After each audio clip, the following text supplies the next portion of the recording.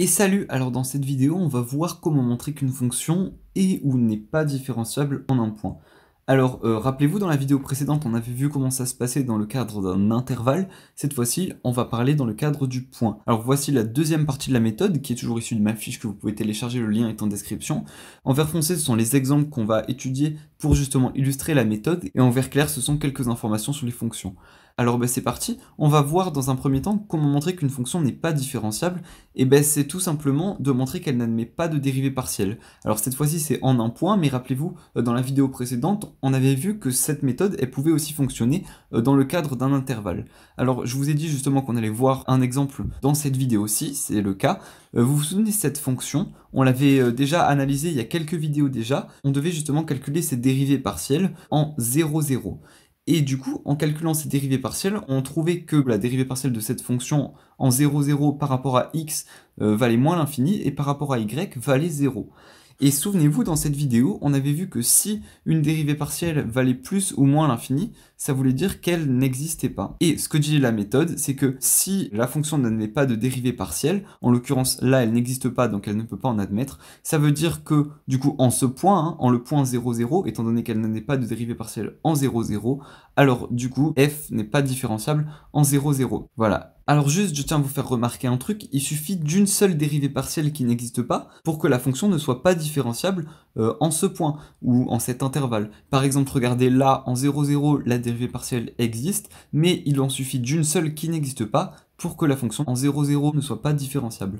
Du coup, si vous avez énormément de variables, pour montrer que la fonction n'est pas différenciable, ce que vous pouvez faire, c'est tout simplement d'essayer de montrer qu'une seule dérivée partielle n'existe pas en ce point, ou en cet intervalle, ce qui montre que peu importe si toutes les autres existent, la fonction ne sera pas différenciable en ce point, ou en cet intervalle. Alors du coup, maintenant on va passer à la deuxième méthode. Alors cette méthode, elle sert à montrer qu'une fonction est différenciable ou n'est pas différenciable. Donc ça, disons que cette petite méthode-là, le premier truc qu'on a vu, c'est un peu une sous-méthode de la deuxième. Alors on va voir ça un petit peu plus tard, mais du coup, pour montrer que cette fonction est différenciable ou ne l'est pas, ce qu'il va falloir faire, c'est appliquer cette formule-là. Alors du coup, c'est parti, on va le faire tout de suite pour que vous compreniez bien cette formule, et on va faire ça avec cette fonction-là. Alors j'ai donné quelques informations sur la fonction. Rappelez-vous, tout à l'heure on avait vu que cette fonction, elle était différenciable sur R étoile, puisqu'elle était C1 sur R étoile. Maintenant, on va voir en 0, 0 ce qui se passe. Est-ce qu'elle est différenciable ou est-ce qu'elle ne l'est pas? Alors pour ça, on va appliquer cette formule. Donc d'abord, je mets la valeur absolue. Ensuite, on a f de a. Alors a, c'est quoi? A, c'est le point où on veut montrer que c'est ou que c'est pas différenciable. Donc là, en l'occurrence, c'est le point en 0, 0, puisqu'on avait montré qu'elle l'était en tous les points sauf en 0, 0. Du coup, A égale 0, 0. Et ensuite, plus U. U, c'est quoi? Alors, U, c'est un vecteur qui appartient à Rn. Alors là, notre fonction, elle appartient à R2. Donc, notre vecteur U, il va appartenir également à R2. Et on va l'appeler, pareil, on va l'appeler X et Y. Donc, plus X et plus Y. Voilà, maintenant qu'on a vu ça, on peut faire moins f de a, alors encore une fois, a c'est 0, 0, moins, alors ensuite on a la différentielle de f de u par rapport à a, donc là je vais simplement recopier, et on va remplacer a par 0, 0, et u par sa valeur, c'est-à-dire x et y, et on fera ce calcul un tout petit peu plus tard, et du coup là ensuite on divise par la norme de u, donc par la norme du vecteur x, y, comme ceci. Et là, on va se demander, est-ce que tout ça, ça tend vers 0 quand u tend vers 0, donc c'est-à-dire quand x et y tend vers 0. Si ça tend vers 0, ça veut dire que la fonction est différenciable, sinon ça veut dire qu'elle ne l'est pas. Donc du coup, là, il nous reste plus qu'à faire le calcul de tout ça, à simplifier, et à voir si oui ou non, ça tend vers 0. Alors c'est parti, du coup, dans un premier temps, pour simplifier ce calcul. Alors du coup, là, on a quoi? Là, on a f de xy. Alors f de xy, c'est quoi? C'est égal à x carré y sur x carré plus y carré. Alors je vais simplement le recopier. Donc x carré y sur x carré plus y carré, comme ceci. Ensuite on a quoi? On a moins f de 0, 0. On avait dit que ça valait 0. Du coup, moins 0. Et pour la différentielle, ici, je vous propose qu'on le fasse un petit peu à côté. On va le faire ici, par exemple. Alors, si vous ne savez pas ce que c'est la différentielle, on avait vu ça il y a 2 vidéos. Sinon, j'ai écrit un rappel juste là. Alors, du coup, la différentielle de f de xy par rapport à 0, 0, c'est quoi?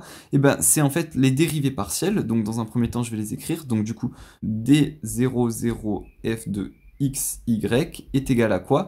Donc c'est égal à la dérivée partielle de f de a par rapport à x, du coup, hein, parce que rappelez-vous, on a deux variables, on a la variable x et y, donc par rapport à x, là, en fait, on l'avait déjà fait, donc je vais simplement recopier, ça fait 0, et ensuite, dax1u, là, rappelez-vous, c'était en fait la première variable de u, donc u c'est x, y, la première variable c'est x, donc on multiplie par x, et ensuite, on peut faire plus, et pareil, la dérivée partielle de a par rapport à cette fois la deuxième variable qui est y, donc d00 par rapport à dy, c'est quoi? Bah c'est marqué ici, c'est 0, donc plus 0 fois, et là on prend la deuxième variable de u qui est y. Alors une autre manière de faire, hein, c'est directement de vérifier ça, bon ça revient au même, en fait on trouve le même résultat, et du coup là on trouve que c'est 0, parce que c'est 0 fois x plus 0 fois y. Du coup on trouve également 0, donc là je peux rajouter moins 0.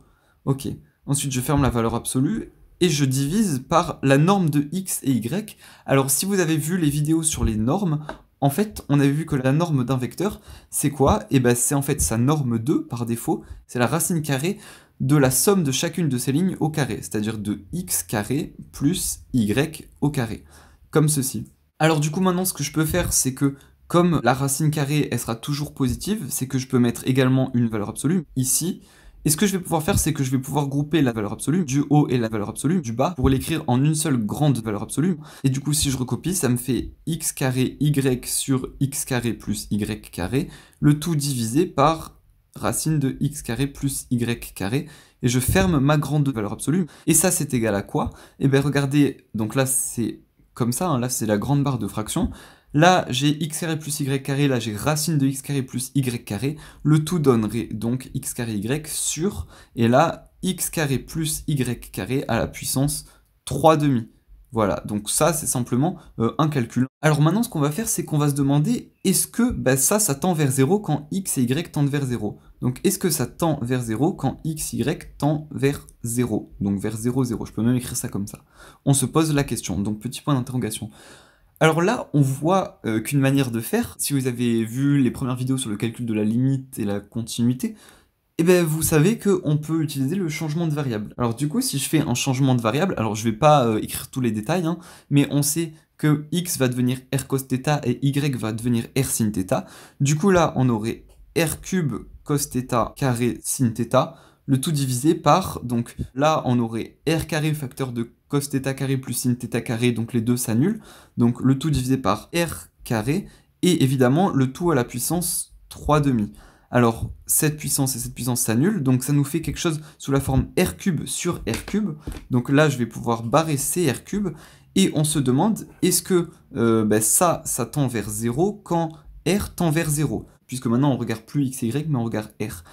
Et là, en fait, on n'en sait rien. Alors, évidemment, j'ai oublié les valeurs absolues, mais là, on n'en sait rien, puisqu'on a du cos θ carré, du sin θ. Alors là, on pourrait se dire, eh bien, peut-être que ça tend pas vers 0. Étant donné qu'on n'arrive pas à prouver que ça tend vers 0 comme ça, on peut partir du principe que peut-être, eh bien, finalement, ça tend pas vers 0, que c'est faux.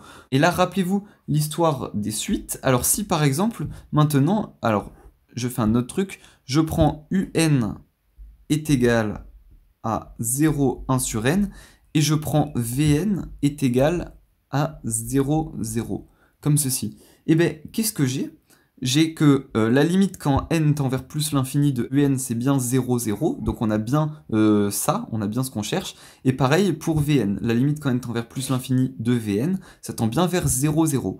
Donc de ce point de vue-là, on est raccord avec ce qu'on avait vu dans la vidéo dans laquelle on parlait des sous-suites. Maintenant, si je fais la limite quand n tend vers plus l'infini de f de un, est-ce que je vais trouver ou pas une valeur qui est différente que quand je fais la limite quand n tend vers plus l'infini de f de vn?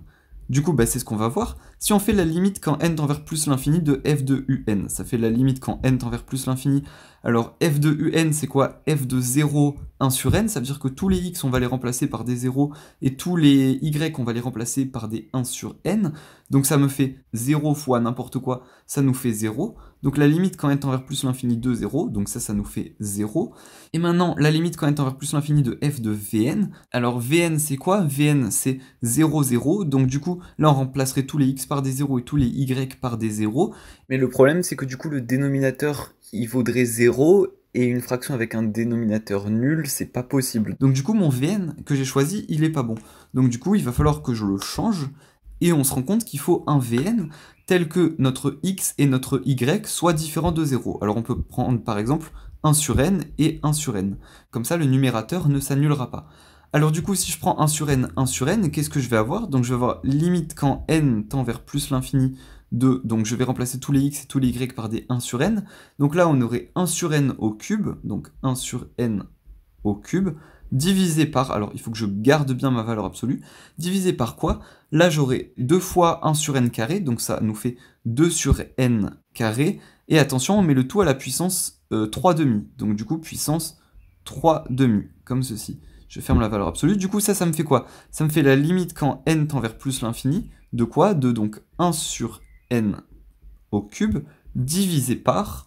Et là, j'ai quoi? Donc là, je peux barrer ce 2 et ce 2 là. Et du coup, j'ai 2 sur n puissance 3. Donc du coup, 2 sur n, le tout à la puissance 3. Encore une fois, je remets les valeurs absolues. Et donc ça, si je résous, donc je vous laisse le faire de votre côté. Hein. Ça me fait la limite quand n tend vers plus l'infini de 1/8. Et du coup, ça, c'est égal tout simplement à 1/8. Voilà, alors étant donné qu'on a trouvé deux valeurs différentes pour f de n et f de vn, ça, si vous vous souvenez donc de la vidéo dans laquelle on avait parlé de cette méthode, ça voulait dire que la fonction n'admet pas de limite en ce point. Donc, alors, je vais réécrire ici parce que j'ai de la place.